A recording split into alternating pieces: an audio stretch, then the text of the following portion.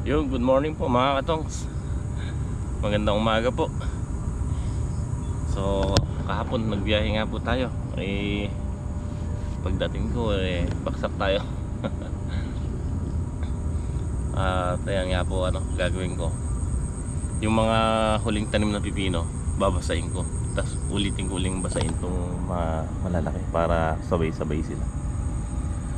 Pagkayari, magtitimpla ako ng drum naman, ng pataba sa drum. Papataba ako sa upo para dilig, para mabilis tumalab. Pagkayari ko dito, didiligan ko yung siling panigang natin doon gamit tong power sprayer din para mabilis. Mahiksi pa lang naman yung ugat doon basta titigmakin na lang natin sa dahon, sa puno. Then yung sitaw, babasain din po namin yung bagong tanim. At sila kuya, yun, hinahakot na nga po yung binunot nilang puno ng talong. So tinitimbun, binubunto nila dun para dun masunog. Ayan. Tapos si Greg, sabi ko patubigan muna niya yung sitaw.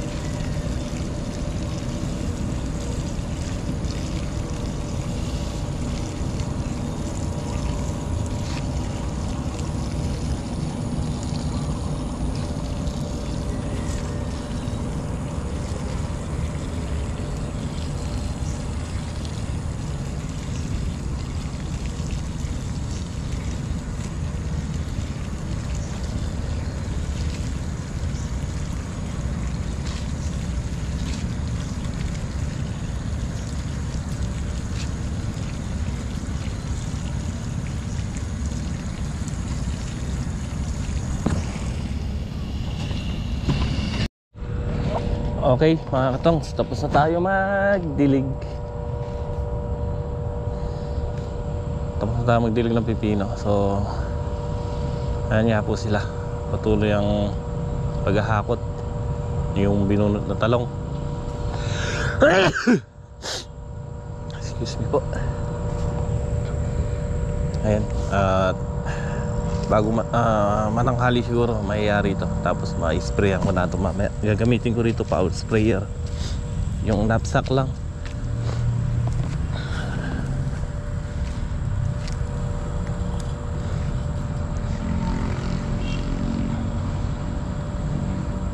po sila.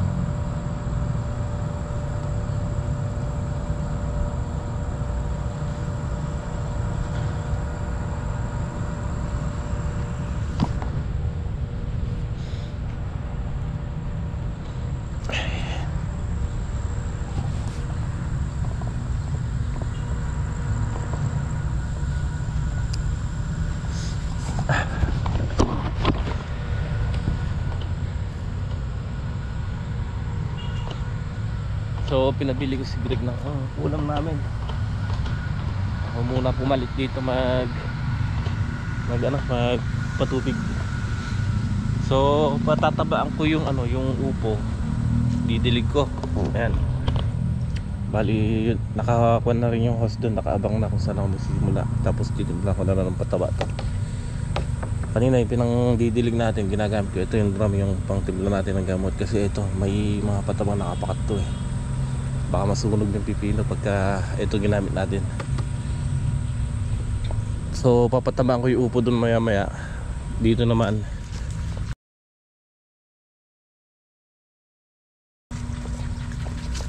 kaya nga po, habang nagpapatubig dito, sinasabog na ipataba dito sa upo. Yung sa may upo lang naman, pinatabaan ko rin to nung nagpataba ako sa sito. Kaya lang bubudburan ko na rin kako ng pataba sa puno, sa tapat ng puno, para diba magtuloy-tuloy yung bunga niya. So ayan, ito na nga po yung tubig.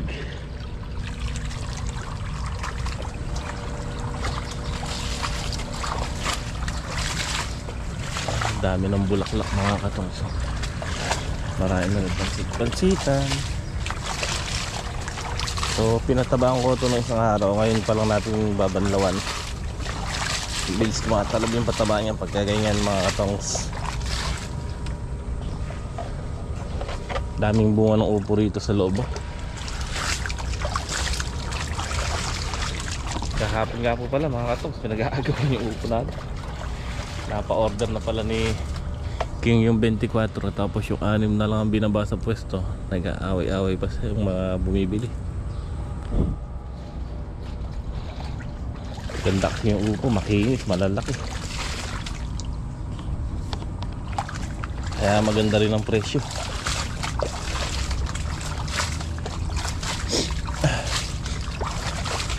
Sinigyan na ako mga boss.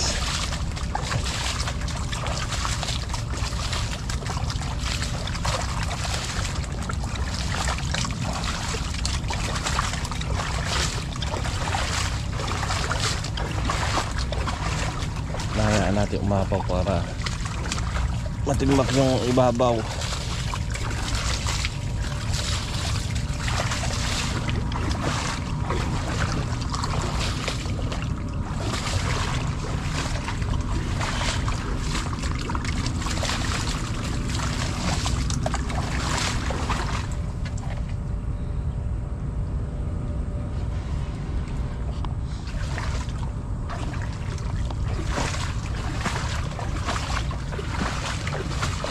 Pipitas tayo mamaya.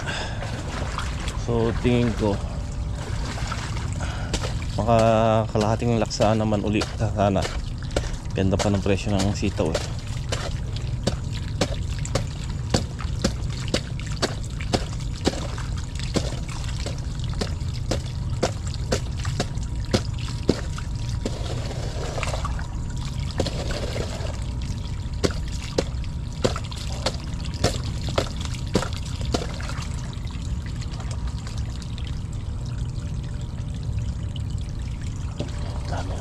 Dami ng bunga ng upo rito. Ngayon pa lang sila naglaglag talaga ng bunga rito. Nakakapitas tayo dito madalang. Sa isang tudling siguro 10 bangong piraso. Pero ngayon sunod na pitas siguro baka umurong yung upo muna natin. Sa susunod dyan marami. Kasi wala ganong malalaki ngayon, no? Puro maliliit. Ganda oh. Kimis.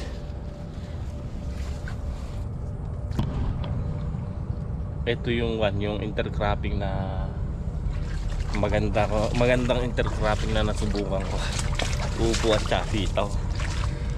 Ayan po. Kaya lang malayo kasi pagitan ng ano ng upo. Nilaktaw ko ng isang tudling. Pero okay naman kasi nagbubunga yung sitaw, nagbubunga yung upo. Kaya hindi nang ganong maapekto sa sitaw yung upo kahit na matakluban. Kasi nagtutuloy naman yung mga bulaklak at saka yung bunga niya kahit na nakataklob siya sa upo. Kasi may mga bago pang sanga.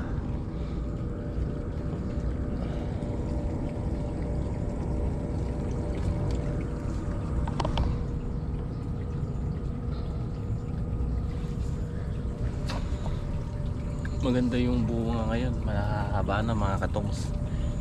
Mahaba na yung bunga. Okay, alas 5, mag-alas 5 na. Tapos na namin yung gawin ron hanggang dito. Pero ako nagpapataba dito sa siling panigang natin. Calcium lang muna, parang dilig lang na hinaluan natin ng konting pataba. Tapos na, Greg? Ha? Ilan pa ba? Natapos na yan. 6. Natapos na. Ha? Natapos na. Alam ko, mas mataas pala ron ah. O kaya, saan pa siguro pag hinukay ano? Bukain ko na. Natapos na para sabay-sabay na bilga. Ay, may ilaw naman. Tatapusin ko rin to para humahabol. Guray mo. Balik na ba? Hatakin ko muna yun. Dahil si ba to? Pakita ko. Tapos na sila. Maghapot ng ano. Susunog kaya to? Di pa ano?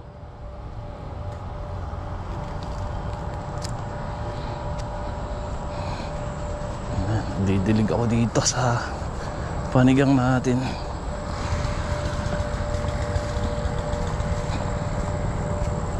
Ayun, tapos na nilang hakutin yung pinunot na puno ng talong.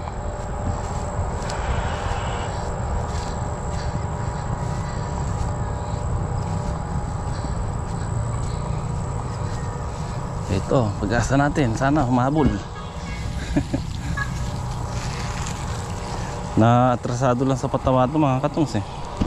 Hindi natin natutukan eh. Pero kung ito eh, bagay, hindi rin natin masasabi kung napakapal natin to bago dumating bagyo, baka nasira to. Siguro kan na lang siguro yan, talagang ngayon natin bobombahin ng pataba. Ayan, kaganda na, kapal na. Binomba na nga ni kuya ng pandamo to. Ayan, namatay na yung damo. So ginagawa ko, pinatabaan nila nung isang araw to hindi umulan, kailangan natin banlawan. Pero ang ginawa ko, hinaluan ko pa rin ng pataba, calcium, konti lang naman.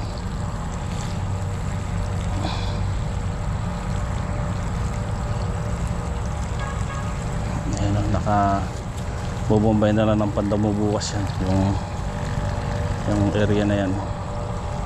Wala nang talong dyan, malinis na. Tapos ang pang ko, total na nadilig naman yung ano, yung sitaw, kaya sariwa yan, nabasa naman, pinatubigan. Sabi ko pitasin na nila para maaga ako makaalis bukas. So pinipitas nga po nila ngayon ni Bato tsaka ni utol kong Pogi at tsaka si Kuya.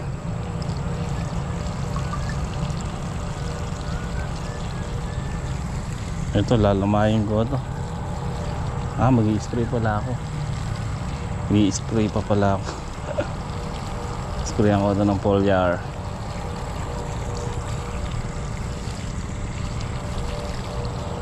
Sa makalawa, patutubigan ko na ito.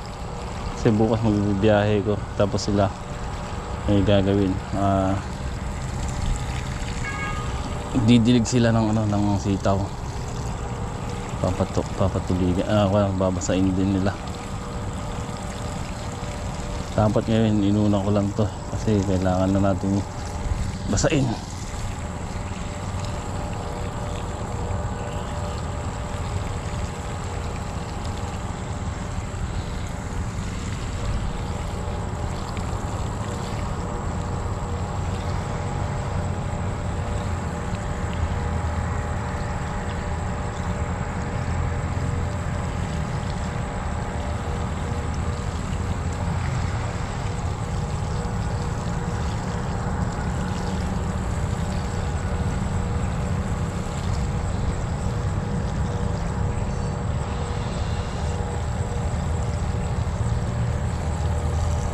Mainam talaga yung pungguran sa punggus na ano, sa dahon. Tuyo ka agad yung punggus. Binomba ko ito nung gabi.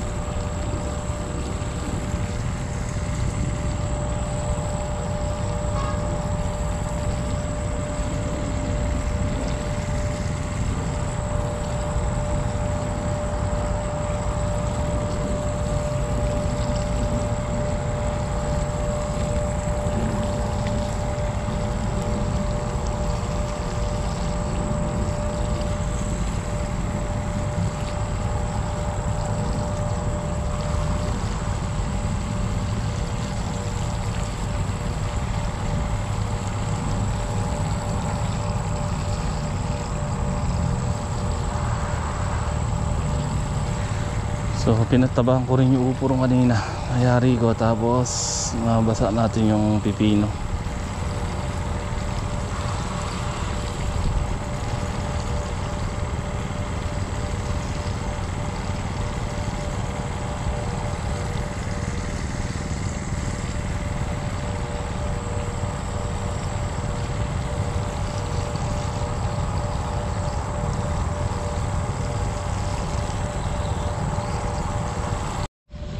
Baka sa susunod na harvest natin ng sitaw at saka upo, may mahalaw na tayong sili dito. Ayan, oh.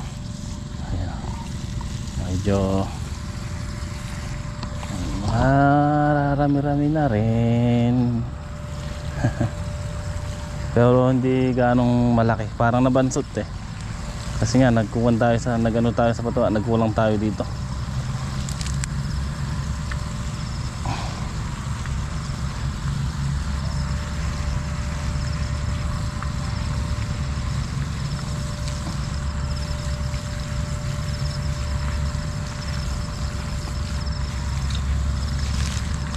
Pero kwan, ngayon, nung isang araw at saka ngayon, ayan, dinadalasan na natin yung pataba. Tapos sinasabayan natin ng foliar, fungicide, yung binomba kong pungguran dito.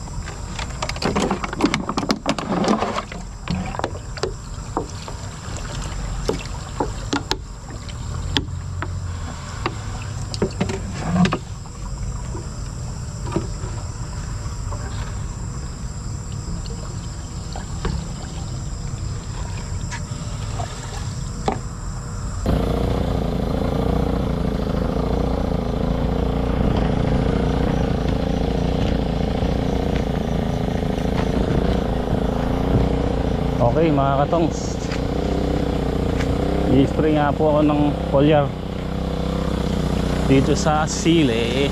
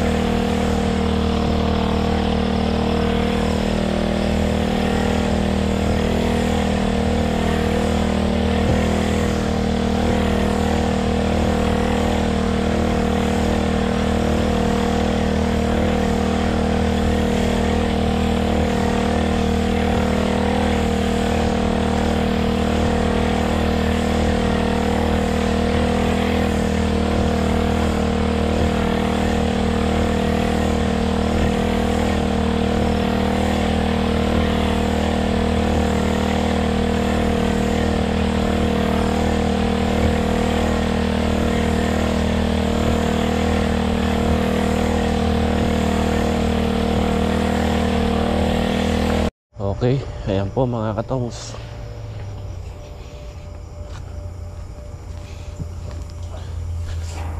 Tapos tayo takpan ko na lang muna yung makina dyan. So bukas kukuting yun natin. Then hanggang dinayaring ni Greg to patubigan. Bali 3 butas, 4 na butas. Sabi ko bukas na lang, gabi na rin. Tapos ayan, bali pitasin pa na sitaw bukas. Ito yung Bulacan White, yung Bardana. Yung napitas nila kanina hanggang dito sa 19 na tudleng, yung mga nauna kanyan naka 3.5. ayun, tininor na nga po nila. So mamaya ay bukas na umaga pipitasin nila itong 8 tudling pang natira. So sana maka 5,000 uli. Pero yung upo palagi ko uurong yan, konti lang. Mga alanganin pa marami mga ganito sa susunod na harvest bukod bukas. Yung ganyan dami. Ganda ng mga bunga rito, kapal.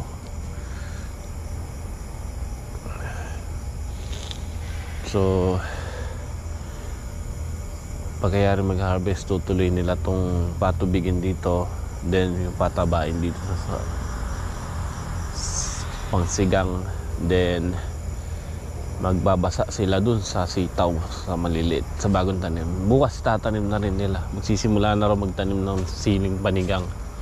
So na bago plano natin mga katong, sabahan nyo po bukas. Kapal na ng bulaklak hanggang sa taas. Marami na nagpansit. Ayun, pansit. So good news naman, hanggang ngayon mataas pa presyo ng upo at saka ng sitaw. Sana tumagal pa, umabot sana to yung mga bagong bunga.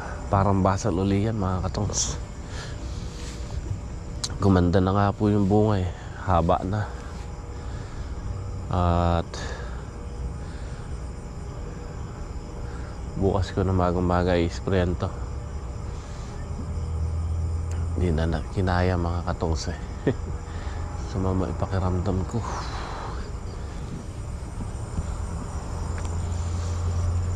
Ang turo sa akin ni tatay mga katongs, na nagtatanim kami nung bata pa ako, nagtatanim na siya si tatay.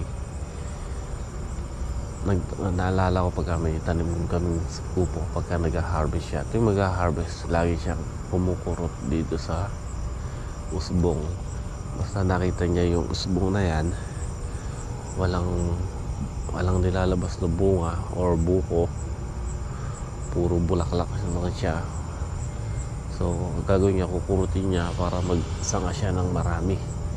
Doon possible na marami siyang ilabas na bunga. Ikakapunin niya, kapon ang tawag niyan eh. Pagka kinapon niya, maraming shoot na ilalabas dito, mga bago. So doon maraming lalabas na buko. Ayan, tulad na ito. Buko yan. Tas buko. Isitaw natin, ang dami ng buko. Dami na nito.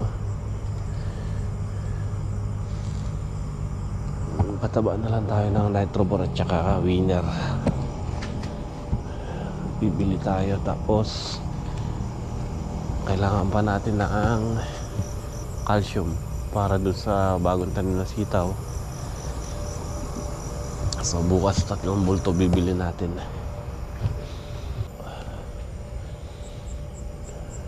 Ganda ng upo. So ayan mga katongs, hanggang dito na lang muna ating vlog. Pasensya na kayo sa vlog natin at medyo may tama tayo.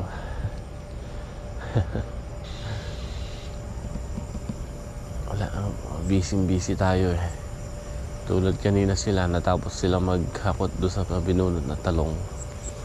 After nun, namitas sila, nagtinor. So bukas naman pitas ng upo at saka yung hindi natapos na sitaw, para maaga ako makaalis bukas.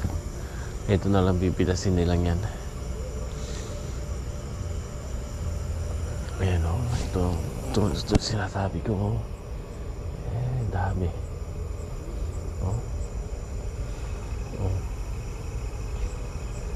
Lusot na sila.